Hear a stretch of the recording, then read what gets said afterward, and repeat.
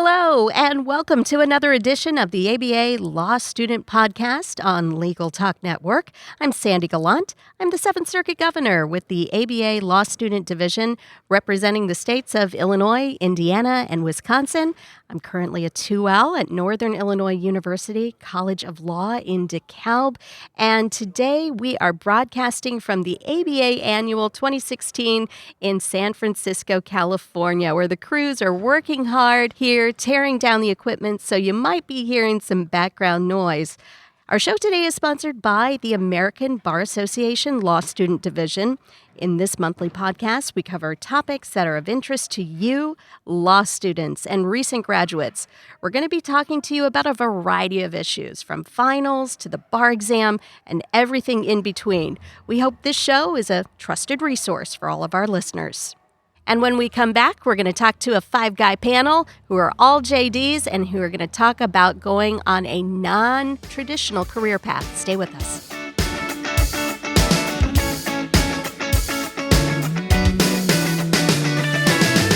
Welcome to the official ABA Law Student Podcast, where we talk about issues that affect law students and recent grads, from finals and graduation to the bar exam and finding a job.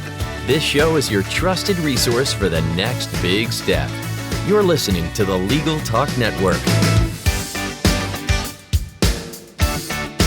All right, we've got the 5-guy roundtable, and you heard the names, but let's go through and introduce everybody. First off, Joe, Patrice, tell us who you are. Who I am is that's a very existential question. I am an editor at Above the Law, which is your one-stop location for all the embarrassing things lawyers do. I also host a show on this network. You might have heard me throughout this weekend at Thinking Like a Lawyer. Chad Burton. Hi, I'm Chad Burton. I'm CEO of CuroLegal. We do tech development and consulting for law firms and bar associations. Chaz Rampenthal. Chaz Rampenthal. I'm General Counsel at LegalZoom. Joshua Lenon. I'm Joshua Lenon, the lawyer in residence at Clio. Laurence Colletti. I'm Laurence Colletti, executive producer for Legal Talk Network. Okay, so what are we talking about, guys? We're talking about law careers. I know law students, we're all in law school, and we're thinking, gosh, one, how do we get through law school? And then the second thought is, how do we pass the bar? And then the third thing is, what am I going to do with my life? And what's really interesting about the 5-guy roundtable today is that they're doing something a little beyond the practice of law traditionally. So, Joe, talk a little about, first of all, where did you go to school? How did you start off initially after law school? And how did you get to where you're at now? That is a long and winding path that I am happy to share. I went to... Fortunately, we have 3 hours.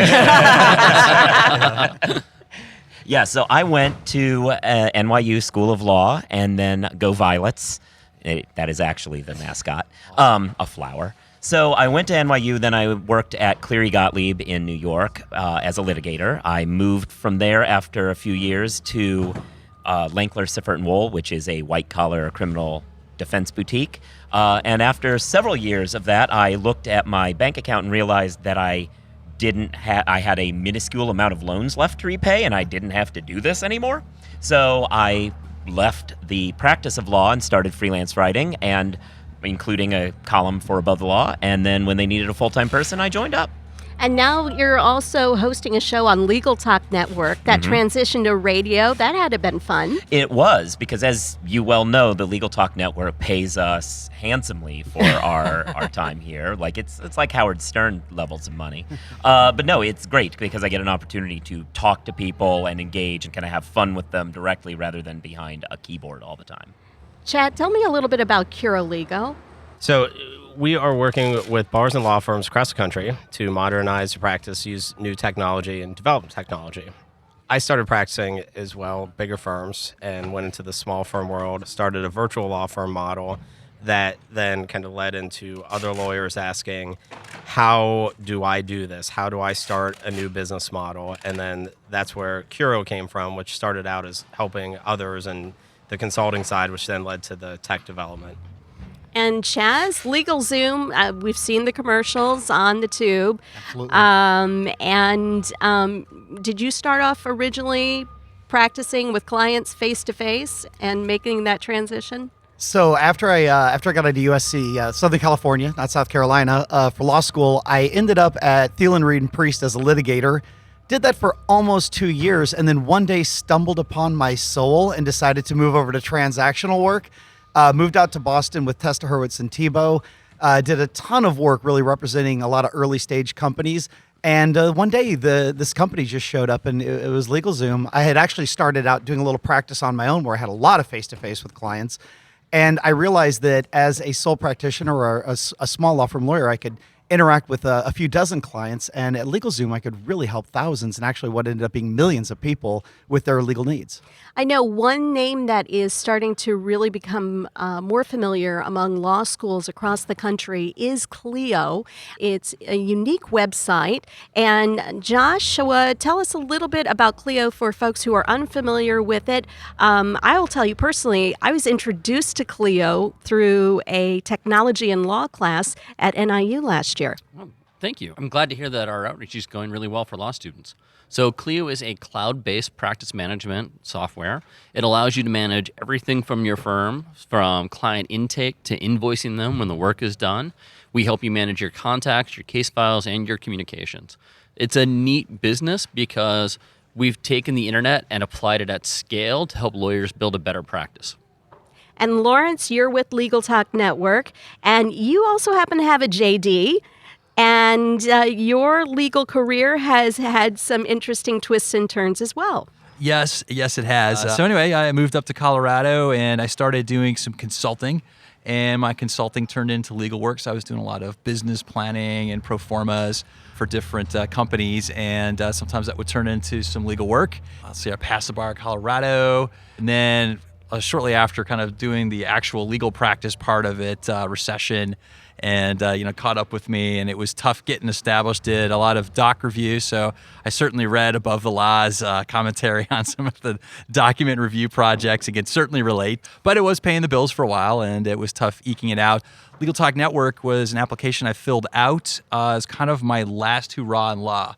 If I didn't get a job at that point in law, I was going to leave and not come back. It was getting a little frustrating being several years out and not being able to practice the way I wanted to. And so I was going to have to start making some choices. And this was kind of in the last round of hurrah during a Christmas break. Found this on, it was Craigslist. And it was something I initially scrolled by. And it was one of those kind of like second catch moments. Like, wait a minute, that was pretty interesting.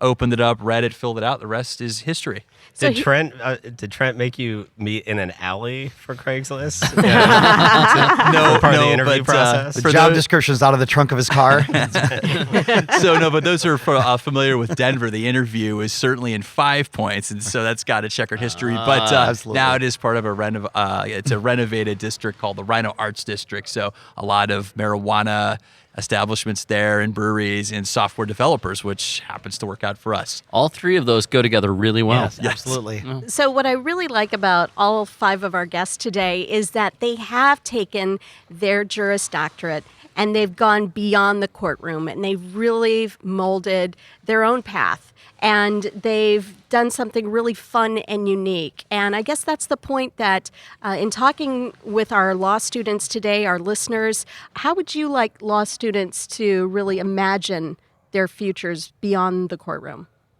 Oh, that's a good one. Yeah, no, I mean, indebted? I don't know. My personal advice that I give people all the time is if you don't know what you want to do with your practice going forward, you should do some experimenting. I always feel like I enjoyed litigation, but I feel like I fell into it largely because I'd seen Perry Mason and I understood that's what lawyers do, and I don't know. Meanwhile, I've since leaving, as my career evolved, I talked to transactional lawyers and I was like, oh, I would have been much better at this. Why the hell did I do what I did? So find out, meet more people, try new things. That's the stuff that I'd say.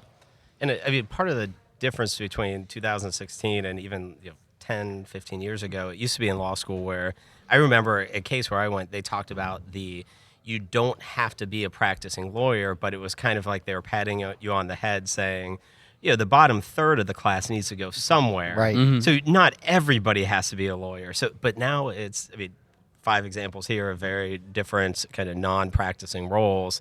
I know there's just so many different ways of jumping into existing alternatives or to create your own, be creative with it.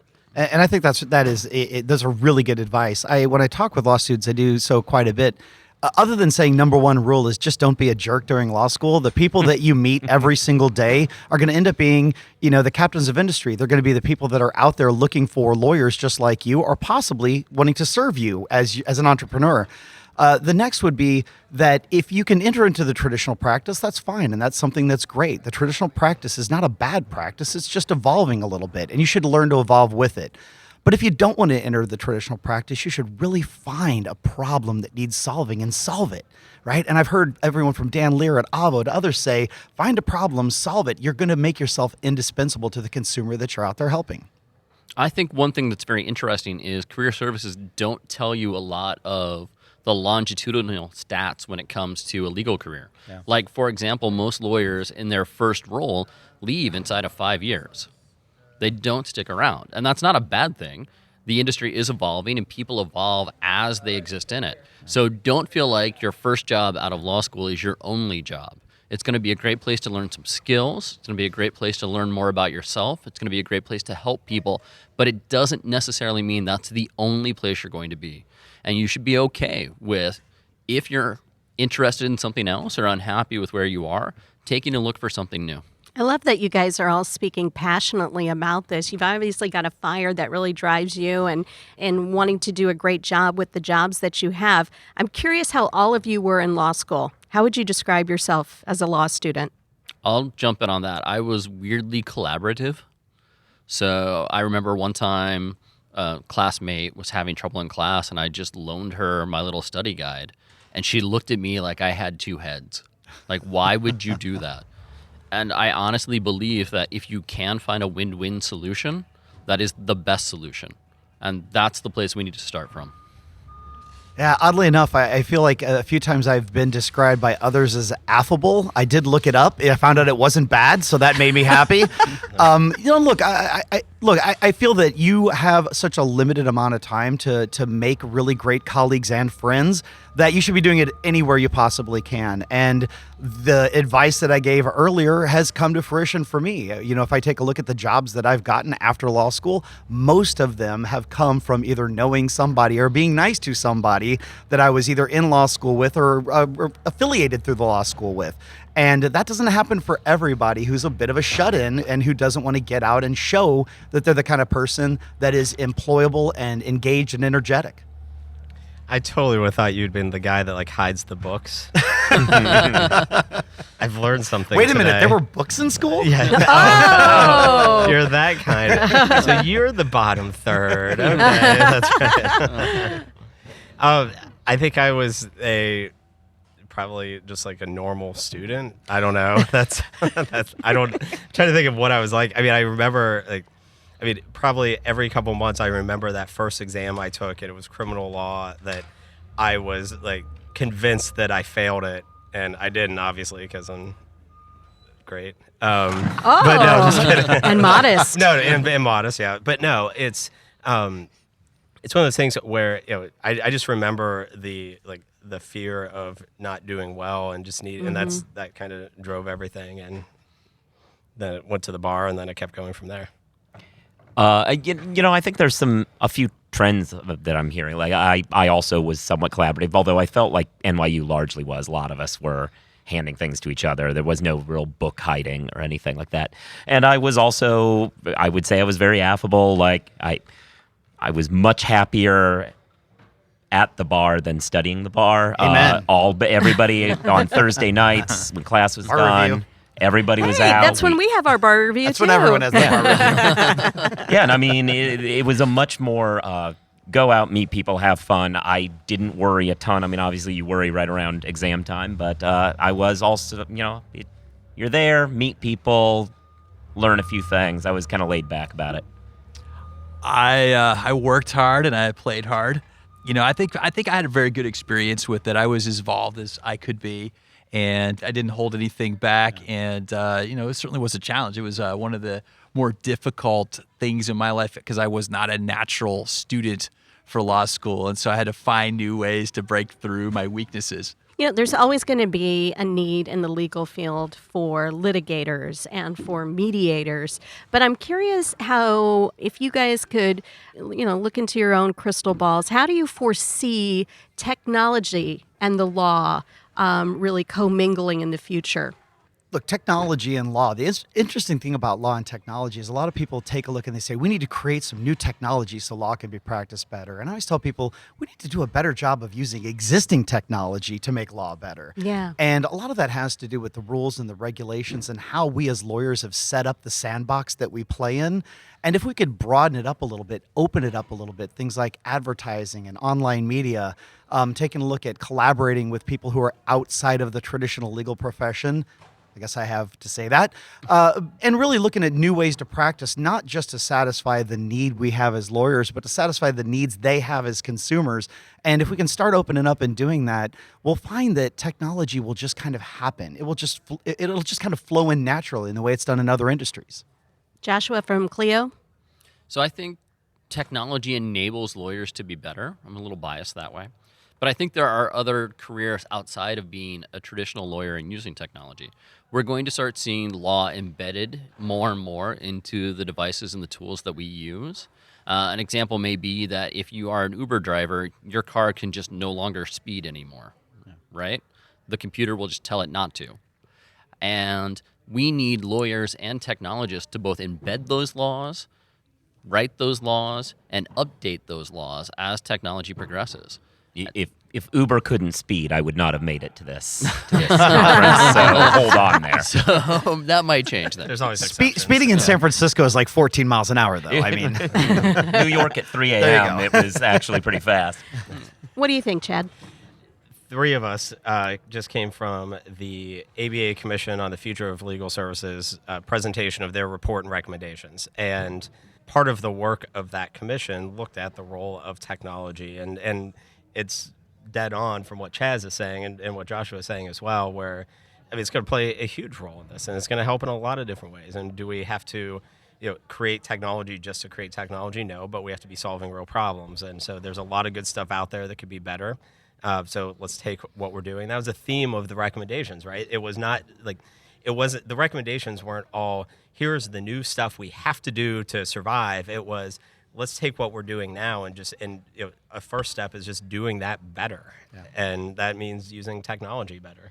Okay, so how could law schools really accommodate the change that is occurring in technology and the law in terms of really crafting their curriculum? So I teach the law practice management course at the University of Dayton's Law School. So these are mostly 3Ls who second semester, third year, about to go out and practice. And a lot of Dayton students start their own practice or they go into small practices, and they're going to be the ones that are responsible for helping to modernize that firm. And when on day one, I question them, what have they used? And some, it's like, have you ever used Google Drive? So start super basic. And most of them say no, which is fascinating because the university uses Google for work for the education product. They all have it, and they don't know about it. The one thing, actually, that most of, if there's going to be a technology that they know about, it's usually Clio, because Clio, as far as more modern tools, because it's in the clinics. Exactly. And so the way that this can be done, and that's third year. That's usually about 15 to 25 students that take this class, and that's the only one that's offered like this in the school. So they are going to be the only ones exposed to 13 weeks of here's where the technology is, here's what a modern practice looks like. I've been an advocate that you have to start, and law schools are doing this. There's there's probably about a dozen or so that are doing this well. That start the first year and really start indoctrinating what modern practices look like. So it just has to be. It can't be a 2-hour elective at the end if you think you might be starting a practice. No, this applies to everybody and has to start on really day one. And I guess I could do my best channeling of Ron Stout from Chicago Kent, who said law students are inherently conservative. And that doesn't mean socially. It means in the way that they approach their legal education, right? If you have an option of taking some class in your third year called let's say it's like a deep analysis of indemnification clauses or alternative ways to provide legal services, you're all going to flock to the one that you think might get you that best traditional legal job and really understand deeply the horrific indemnification clause. That is just something that we've been kind of beaten down to do. And I think that the law schools who are really, really challenging and making students understand and be aware of innovation are the ones that are telling them, hey, it's okay. It's okay to take a clinic. It's okay to think this way versus that way. It's okay to understand maybe coding or understand how to build an application versus just learning the rote law and a way of issue spotting problems. And I have discussed this with several educators and even deans, is that we need to do a better job, I think, as lawyers and as education, of teaching people to be problem solvers instead of problem creators. I ask people, like, when was the last time you gave a law school test? And the answer was 7, or guilty. Never, right? Because what you want people to do is find problems. And as the legal profession has put that out to the public, they view us as people who create more problems. They come to us with 1 and they get 20 back because that's how we show our value. And we need to be doing a better job of answering their question and solving their problem first before we start tackling all the other ones that they don't even know about. I want to jump in on the education of technology because Clio does participate in close to 200 law schools on this. And while I'm really proud of that, I don't think law students should focus on any one particular technology brand, but instead take that same analytical reasoning that you're being taught, in reading case law and issue spotting and applying it to the technology.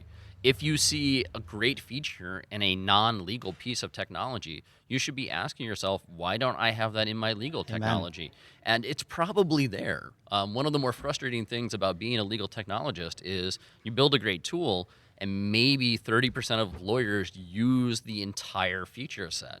They tend to buy it and they use the one thing they needed at the time they bought it, and that's it. So don't rush out feeling like you have to learn every new piece of technology out there. Instead, learn how to adapt to the technology you have and ask questions about it and be analytical about it, and that will serve you better as both a lawyer or in these alternative legal careers throughout your entire life. There's a, just real quick on the point you made about the professors and all, in that there's a professor from, I think, University of Alabama Law School who wrote in piece a couple years ago about how what we really need are more, rather than clinics, which are great, but fewer people do it, more professors need to be going out, doing sabbaticals and practicing, because when they go out and find out this is what practice looks like now and not what happened 30 years ago, they start understanding, oh, well, this is how I need to orient my questions. Yeah, which is that's a great way of segueing into what my next question was, and that is, do you think law schools are doing enough to make their students practice ready the moment they graduate? Heck no. No. And it's really not that's really not how we've set it up. I mean, that's not the sandbox that we set up for them. We set up a sandbox to learn critical thinking, not to actually practice law. Sure. I mean, you take a look across the pond in England, you have to, before you can actually hang a shingle, you have to have 2 years of experience under a qualified to get a practicing certificate. These are places where here in the United States, you can, I mean, if you really thought you could do it under, I guess it's Rule 1.1 or your competence, you could go out the day after you practice the bar and represent someone in a capital murder case, right? I mean, and everyone knows there's no way I would do that. But the fact is that's how we have set up our own system. We believe that licensure must equal quality, where in most places, driving and doctors, that's not just the case. It's actually the opposite. It's experience. Right. And they not have licensure. residencies. Yeah. Yeah. Chad? I think Chaz is smart and he's correct. So that will be the only time you ever hear him say that. Yeah, normally. Well, we recorded it. Yeah, it's recorded. Oh, crap, it's recorded. No, that's right. Are they doing enough? No one's doing enough, regardless if we're talking about, private lawyers, bar associations, law schools. No one's doing enough. We have so much room to grow. I think, so I agree with Chaz. Okay, so how do we make it a better learning experience then for law students? Is it a matter of collaborating with bar associations, state bar associations, the ABA, as well as outside companies like your own? Or do you somehow try to reconfigure and appreciate the doctrinal instruction in law school, but also create a hybrid aspect of law school? I think it's a good place for where accrediting can play a role. Some input I learned from like my other graduate education, my MBA, was that a lot of us came in from accredited schools, but not every accredited school was equal. And so they would evaluate you when you came in to see what you were bringing from your undergraduate degree. And they would evaluate how long it would take you to get through your MBA program. And if you went to a pretty high caliber school, you could, automatically test out of some things. But they also had not a remedial program, but they would add to your duration. This is where accrediting could play a role. If you're an accredited school, you have to have perhaps a certain technology proficiency, and perhaps you have to have certain clinical requirements of your students before they graduate. And I think it's a great place to sort of equalize the playing field there. And I think that might be one place that the universities could focus. The Department of Education has a few things to say about accrediting law schools. They just did. And they just did. I think, though, that's really high level, and I think what the listeners might be more interested in is what they can do as law students to improve Absolutely. their legal education. And the answer is don't wait for the law school. Absolutely. Beg, borrow, and steal whatever experience you can get at a law firm from day one. And I also think you should not necessarily look at limiting yourself to the law school's curriculum. One of the things that I wish I had done more in law school was take more stats classes, which were totally outside of the law school's curriculum. But I think alternative legal careers actually rely a lot on not just critical lawyer skills, but also critical analytical and reasoning skills that exist outside of law. And so if you think the traditional practice of law is not your ultimate end goal, and I'm talking like years after you exit law school, grab some extra education while you can now. It's the best time to do it. So I'm going to go for hopefully most controversial statement in this, and I would say that we as lawyers, and when we study and when we look at the traditional model of the partnership model of law, where only lawyers can own a piece of equity, only lawyers have a seat at the table, we have this idea that as lawyers we need to learn to be technologists, we need to learn to be accountants, we need to learn to be design, we need to learn process management, we need to learn technology. And the fact is that when I went to law school at USC and I would step out on the kind of porch of it and I would look and I would see the business school, I would see the school of design, I would see the school of engineering, and I would say, that's funny. None of them force their people to learn law. So why do I feel as a lawyer I'm being forced to learn what they do? And what we need to do is to get law students comfortable to look outside the profession of law for people who are truly experts in design, truly experts in process improvement, truly experts in efficiency and marketing and caring for the customer in a way that when you look at someone as a client, I think that's someone who needs something from me. And when I look at a customer, I need something from them. I need their loyalty. I need their faith. I need their trust. And it's just another way of looking at the legal problem and thinking that it's not just me and my fellow lawyers that can solve it. It's other people in other professions that need a seat at the table. Yeah, and that type of relationship is not taught in law school. It really isn't. Something earlier you mentioned, the role of bar associations. So that's a big focus of mine I mentioned earlier, and I've barfed up some blog posts on this multiple times. Lovely visual. Yeah, that's kind of that's basically how I write. And but That's kind of work. That's how I work on my exams, actually. Right. Right. Yeah. But I digress. So I think where the magic is going to happen, and we've got kind of three groups that are somewhat adverse to each other. You've got the law schools, bar associations, and let's say legal tech as a label. And everybody's trying to figure out how do you play nicely together. And the bar association role now, and I know that bars are trying to make a good effort at changing this, but the traditional way that bars have been interacting with law schools is you put up a table with free pizza in your application and say, look, you can be a free member. And then for the next 3 years, you're going to get emails and have no idea, like, really what it means to be part of the bar. So the kind of like what I was talking about, what needs to start on day one, I think during orientation, the law schools and bars need to have such a deep relationship and the involvement where bars need to be in the life of that law student, not just in random email they get. Because so let's say, as law schools figure out how to prepare lawyers, there's not a handoff right now that's really good between law school and bar associations. So I remember during my orientation the first week at my firm, they said, you're going to join your local estate in the ABA. We're going to pay for it. Now, those times have changed, and the behavior of new lawyers has changed in that the natural tendency to join the bars, if they're voluntary, it just doesn't happen as much because they're trying to figure out value. And so if you have the law schools and bars kind of working together on day one, during law school orientation, and the bars are showing, hey, once you get out of school, here's how we're going to help you be a better lawyer. Here are the people that are going to be those that refer work to you, or these are the people that are going to hire you for jobs. You're trying to figure out how to get a job. Well, the humans that are going to hire you are the same ones at the bar, but you don't have that kind of interaction. And that law school class I mentioned earlier, one of the requirements that they have is they have to join the Dayton Bar Association, and they have to participate in 2 meaningful events throughout the semester. It is the most controversial requirement. I make them write this giant business plan of coming up with law school or law firm models. Don't they get like free participation too? It's free. Like it costs them nothing but like 2 evenings of their lives, and this is controversial. Yeah, they complain about it so much. I've had students like make up attendance at like events. It's crazy that you think I'd be like forcing them, and then they have to do write-ups on these events, and oftentimes the write-up is, wow, that was so much more beneficial because I talked to this judge and this lawyer, and they said they'd help me out with this. And oh, no kidding. That's why you're required to go to a happy hour. You're welcome for your assignment. But so to try to get that engagement, and part of the problem is on the law school side too, because the professors aren't involved for the most part, and they haven't practiced in a long time. So we need to get the law schools involved too in the bar. So I think that's where a nice handoff will happen over time, but that's not easy. That's changing behavior for both types of institutional situations. All right, let's have some fun. Let's harken back to law school, okay?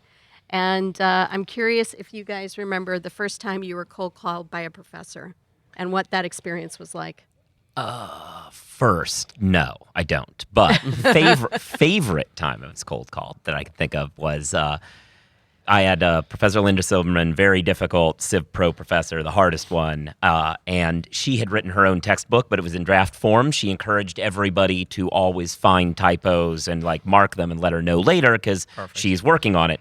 And the class was going on. It was international shoe, so middle of the semester. I'm going along, and there's a goddamn typo in it, right? So I start going like this, and then I just hear Patrice, and she usually repeats the question, and she just chose not to. So I looked up because I was waiting for the repeat, and then it didn't happen. And I just stare at her, and I'm like, I'm sorry, I'm fixing an error in the book. She said, you're not helping yourself. And then she repeated it. I got it right. There you go. Obviously. Yeah, so. Okay, what about Chaz? So I don't know if I really remember the first time. I remember the most memorable one. And so I was a little bit older of a law student. I was in my late 20s. I had been a Navy pilot for about 8 years before. And Greg Keating, who was a professor in our torts class, we were studying a case about a Navy shipyard where a bunch of sailors, after going out and getting really hammered, walked back on their ship and they turned a valve in the dry dock that actually tilted the ship over and sank it. And he looked at me and he goes, Chaz, you were a drunken sailor, so you probably know what's going on here. And I literally thought I was going to die. And he totally had me pegged. So it was one of those things where you're just like, thanks for calling out everything that I just didn't want anyone to know about me. Joshua. So I doubled up on classes. I took summer classes as well as I was a law clerk with the Missouri Attorney General. So one day I had an employment law class, and I was actually at the Attorney General's writing briefs and stuff, and did not do the reading for the class. Oh, no. So, of course, I was immediately called to, sum up the case, say, what you thought about it, right or wrong. And I flipped the coin. I said this one was wrong. And the professor immediately started grilling me for, the next 15 minutes on this case. So I am, frantically reading ahead. I am attempting to, come up with the reasoning for this position that I had just made up out of no point. And at the end of the class, he calls me up and he goes, actually, you argued that really well. I was the clerk for the judge on that opinion, and you've convinced me we were wrong. Wow. Yeah. And so... The closest thing to practicing law in real life ever, by the way. Yeah.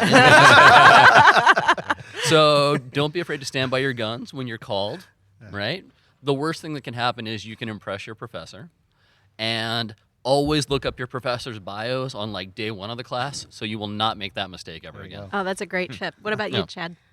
I can't. I've been thinking. I don't really have any good memories of being called on. I just remember everybody else because you're like after class, you're like, "Oh, do you hear Joe's answer? What an idiot!" And like that won't be me. That's what I remember. This is why he's such a good friend. Right. Yeah, that's why I was well, you asked why I was like in law school. I was a very caring and collaborative There student. you go. Yeah. Laurence, what about you? Yeah, I'm kind of with Chad. I don't remember. I don't really remember too much about the details. I was kind of in a stupor of being tired all the time from staying up late and studying. But I do remember one time coming in kind of late to class, and I'm trying to remember the professor. It was contracts, and I sat down and I didn't catch any flack walking through the door, which was great. But then I made the mistake of opening my laptop, which I left my MP3 player on, and it started blaring techno music in the middle of the lecture, and I had to get up and leave. So Techno, really? Oh, that is perfect. Techno music for Laurence. Oh, That is a good boy. fact to know about right now. All right, that is so excellent. we have a lot of 1Ls, new law students tuning in, and of course, more experienced law students. What are some things you wish you had known before you started law school that could have helped you be more successful academically as a law student? I actually came in, I had no one else in my family who was a lawyer, so I had no one to even talk to. So that was one problem. I always felt that the other people in my class, and thankfully NYU was very collaborative, so people would help me, but I felt like the students who had at least some family member, family friend, whatever, that they'd at least spoken to about law school always had a leg up. So if you can't find somebody, find friends who might know people who know people, and just at least have a sense of what you're going into.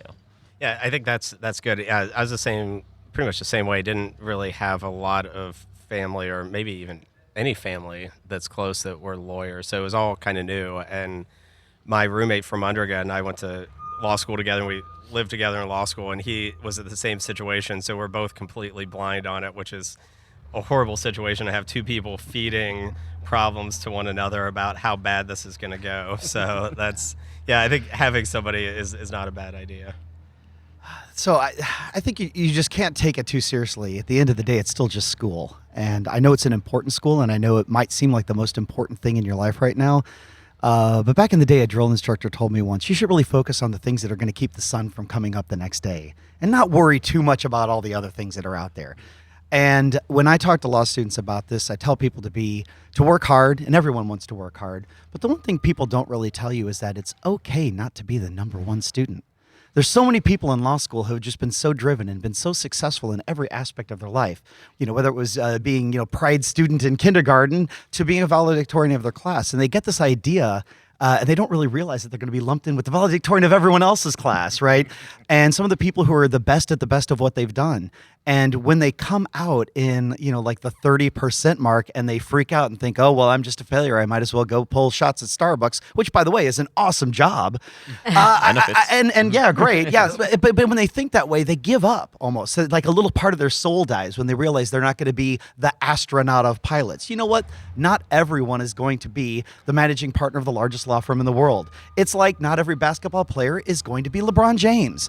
Some people have a role to play that doesn't have to be the very best of X. And if you get into your mind to strive for it, but then accept where you are and continue to try and better yourself, you're going to be a lot happier as a human being. Because for all the people that sit and regret, man, that's just a really dark place to be in life. So it's really just about focusing on what you got and where you can go, and not focus on what you didn't get and what you're never going to get. Doesn't that create mediocrity though? And I mean that yeah, I know there are certain people have certain roles, but it just seems like you're encouraging that some people are not going to try as hard as others. But from an employer perspective, even if you're not going to end up on top, I want that drive. Yeah, not everybody's going to be absolutely. number one. No, you got to have the drive. But kind of what you're saying, it's like, well, if you're not going to be great, then don't have to try. Just relax. It's cool. I think it's all about what the definition of great is. And I'm just saying that if the only way you feel like you can be great is as a basketball player is to be LeBron James, then you're not setting your sights at the right spot of what great means. Great means helping other people. Great means solving amazing problems that other people haven't been able to solve. And it doesn't mean that you have to be looked at from the inside the profession is great. You can be looked at from people outside the profession, your clients, your customers, and they can think you're great. And that should be more important to you than what a law professor or what a colleague thinks of you. And great could also mean just being willing to be there for your fellow classmate. It's okay if you guys are wrong. Yeah, Chad. That's fine. No, it's okay. It's all right to be wrong. Yeah, as long as you accept it, it's cool. So if you want to accept that you're wrong, Chaz, that's fine. Boy, can you tell these guys are lawyers? Okay, Joshua. Law school grading is set up to have 90% of every class just be at the bottom. The curve is a real thing, and most law students never experience that prior to law school. So it is a big shock, like Chaz was talking about, where you may do awesome on the exam and you might still get a B. And that's just because of a curve, and it's not your fault at all. So one of the things that you'll have to learn in law school is bouncing back. And that's actually a great skill that will carry you very far past law school. So when the first bad grade happens, and everybody has one in law school, you need to look at it as the opportunity to learn the skill to bounce back. Develop resilience. Mm-hmm.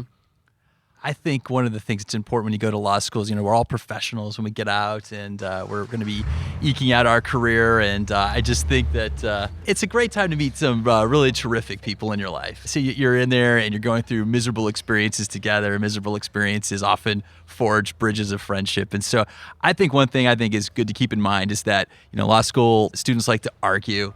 And I've noticed lately that people tend to argue and take things personally. And I think it's okay just to disagree. I agree to disagree. We're not going to agree on this one point, so don't take it personally. Mm-hmm. And it's a 3-year adventure, so be excellent to each other. All right. All right. Bill and Ted. Nice. Very nice. Nice. All right. Any last parting words of wisdom from the Five Guy Roundtable?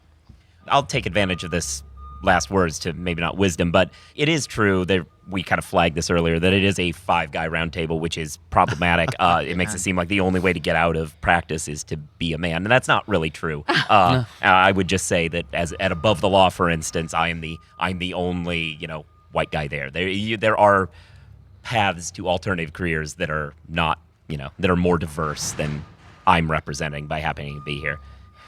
Let's be clear, this was put together based on 5 suckers that would show up.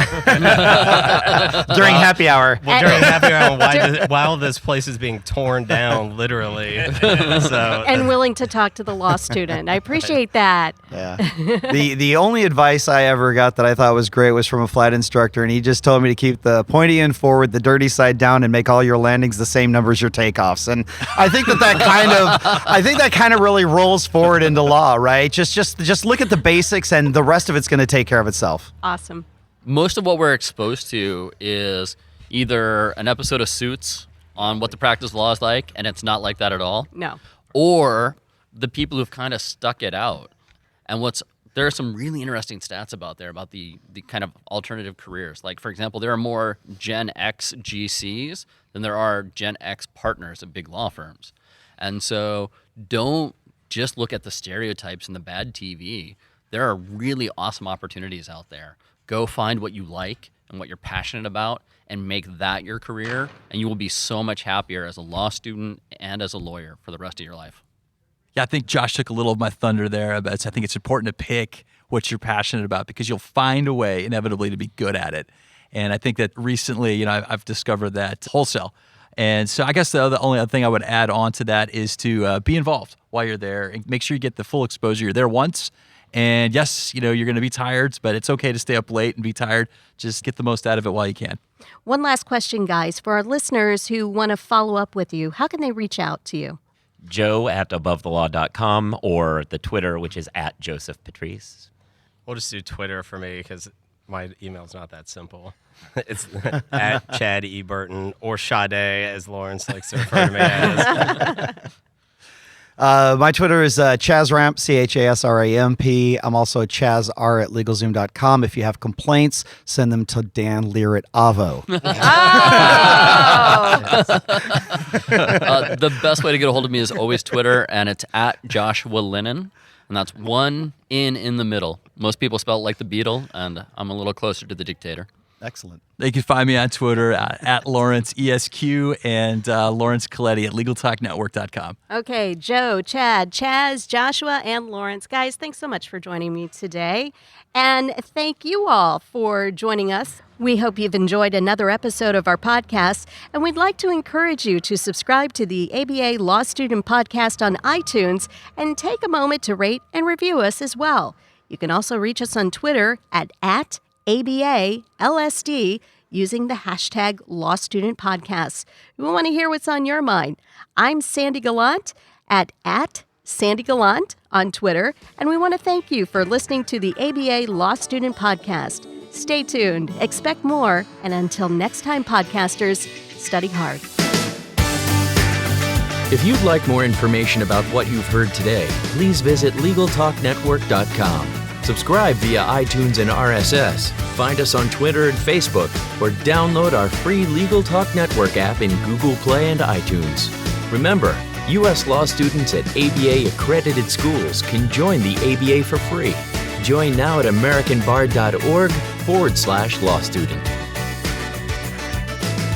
The views expressed by the participants of this program are their own and do not represent the views of, nor are they endorsed by, Legal Talk Network, its officers, directors, employees, agents, representatives, shareholders, and subsidiaries. None of the content should be considered legal advice. As always, consult a lawyer.